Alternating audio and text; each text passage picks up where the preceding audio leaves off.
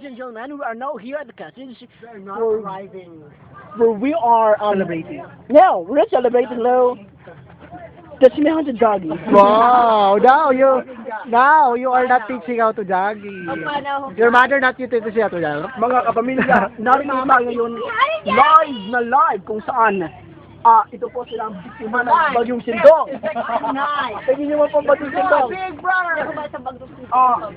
Ito po ang nadaganan po ito ng troso. Kung tingin niyo yung troso yun, ayun po yung troso. Buti na lang, hindi siya dinaganyan Imbis na madagaran siya, abay, himala pong tumilaw ng troso. Ano po bang feeling niyo? Ano po bang naramdaman ng O tama na pag-interview. Sa isa naman, ito po. Tignan niyo po ang sugat. saniya, mga sugat na maging sindong saan. Umakyat po siya ng billboard para lang makatakas sa baha. Mas grabe po ito mga kaibigan sapagkat Ito ay sinumpa namin. itong relief goods namin sila lang po nakaubos. Tro. Ito po mga relief goods namin mga kapamilya. Yun naman po. Tatlong araw na silang po natangga. Ito po nakuha namin sa sindong. Next. Mas sarap po. Ginaganaan, sinapunan ng mga putik, 3 meters.